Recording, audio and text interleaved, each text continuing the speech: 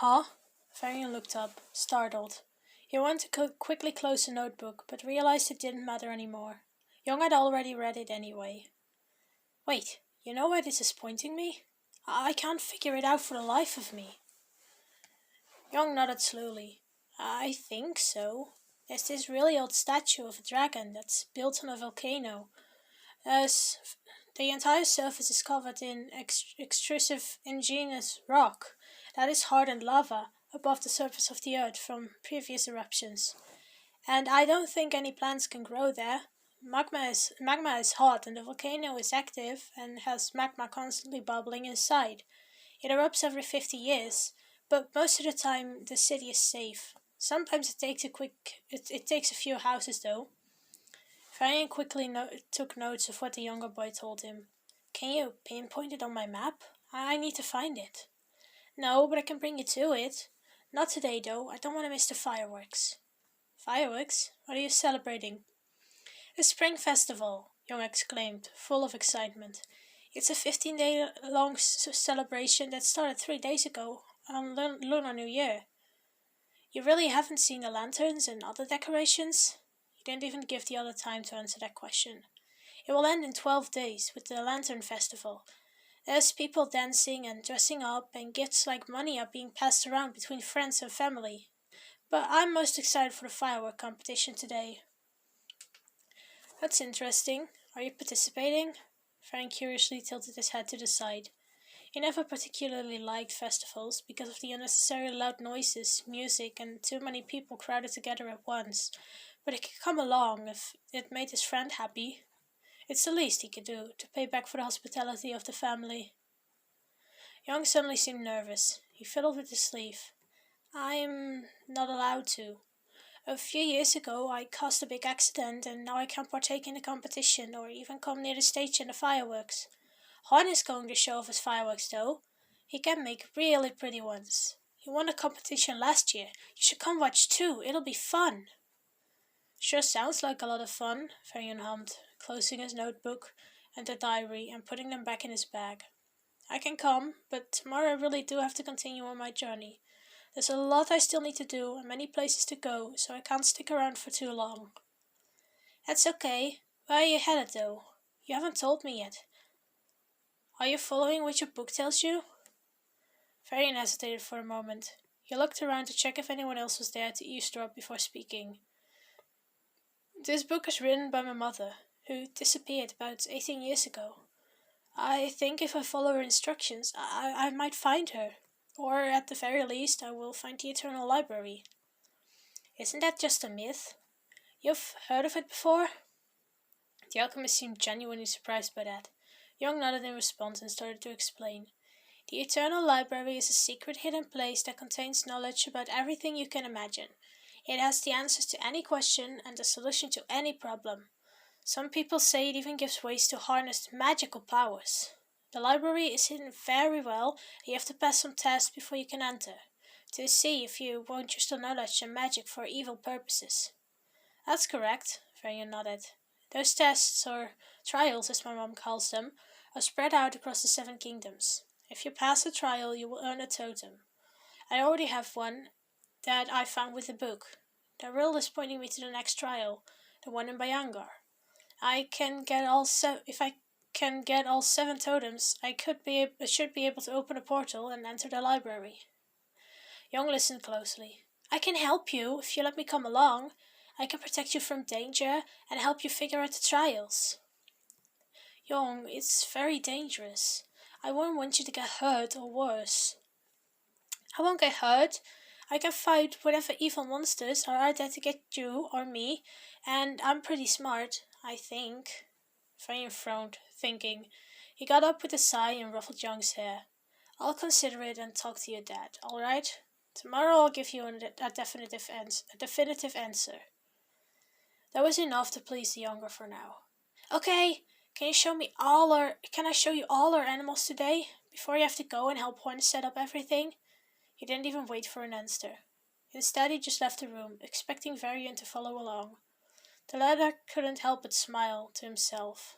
Young's behavior vaguely reminded him of his younger self. It was still so innocent and even easier to be distracted than he was now.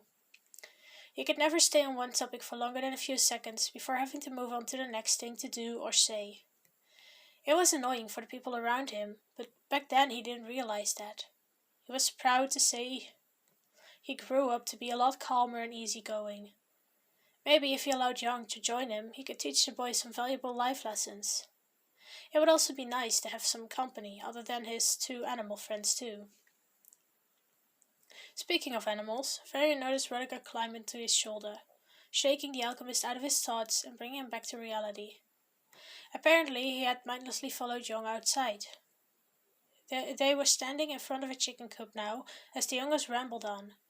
Varian wasn't really paying attention, but what he caught was that all the chickens had a name and that he also owned a rooster, but that the rooster was placed somewhere else so it couldn't cause the eggs to be fertilized when that wasn't needed. This tour through the piece of land Young's family owned took up almost 2 hours. There were cows, goats, a rescued dove, a few rescued rabbits, and a beehive. Varian got a detailed explanation on every animal and what they provided, what their names were, and how and where they were bought or found. He listened to everything that was being told to him, even though he wasn't very interested in most of it. Talking about it seemed to make Young happy, which made it all worthwhile. We're all vegetarian, so we only use our animals for the food and other things they can give us that won't harm them. Sometimes an animal dies of old age, so we sell it for others to eat, so even its vessel has a purpose after that as its soul moves on. Young finally finished his story as he led Varian back into the house. Varian had been silent the entire time. That's very nice. I'm sure all animals have an amazing life under your family's care. They all seem very happy and healthy. He smiled at his friend. Young nodded proudly. We all take great care of them and get great gifts in return, like eggs and honey. I like honey. Oh, it's time to help Juan get ready for the event. The overexcited boy quickly disappeared out the front door. Varian chuckled a bit. Just seeing all that excitement and hyperactivity was exhausting, but it also made him happy. He poked the raccoon on his shoulder to wake him up and followed Young out the door. Rudiger purred in annoyance upon being poked. He hopped off his owner's shoulder and ran off to find a new place to nap. Don't go too far, Varian warned, watching his friend skitter away. He knew the critter would always return to him, but he was still just concerned. He didn't want to lose his companion after all. Ah, Varian was it, right? Without waiting for an answer, Juan pushed the box in Varian's hands. Our wagon is being hired by somebody else, so we need to carry these into town by ourselves. I could use a hand. Young was already down the road with a small box. Varian looked up at the much taller man. He was greeted with a warm smile and a pat on his head. Thanks for the help, buddy. Means a lot. If I win, you get part of the prize money. No, that's absolutely not necessary. I don't need anything in return. You're too kind, the alchemist said bashfully, shaking his head. But I will be cheering you on alongside Young and the crowd, so you better make it a great show. He chuckled softly, joking. Aye, Captain. Varian couldn't contain his laughter at that response. He started snickering and almost dropped the box as he snorted with laughter. That set Juan off too. He laughed loudly, punching the other's shoulder in a friendly manner. You're a humorous one, little guy. I like that, Juan chimed, after they both had their laughing fit. Now shoo! Hurry! Only time to set everything up. Right! The alchemist quickly started walking in the direction he had seen Young go, before realizing he didn't know where to go from there.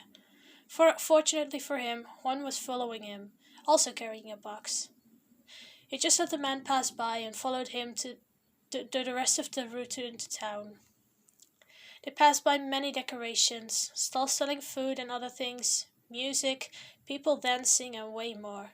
Everyone was dressed nice and appeared happy. Varian smiled to himself. Happiness is contagious. By the time everyone was done setting up and the families and friends wished the participants good luck, it was already dark. Family and friends were told to leave and watch from the crowd like everyone else. It was a few minutes of waiting later when the host came up the stage and the show truly began. All fireworks were beautiful, fascinating colors and shapes and explosions of various kinds. Each participant had made something truly unique, and Varian could only look in amazement as the lights and explosions lit up the sky. He looked over at Young. The young boy was looking up at the fireworks with a happy glint in his eyes. He was smiling ear to ear. It was a nice thing to witness. Time went by extremely fast, and just as quickly as the competition had started, it ended. Juan won first place once again. After claiming his prize money, he came over to his family, who all congratulated him excitedly. Varian let the family be. He walked away from all the people and sat down on a patch of grass just outside the market where everyone was partying. He needed a break from all the noise and people. Laying down and closing his eyes, Varian listened to the sound of the wind, trying to block out the music and the voices from the festival. A short while later, he felt a lot calmer. He kept his eyes closed and breathing steady, focusing on the wind.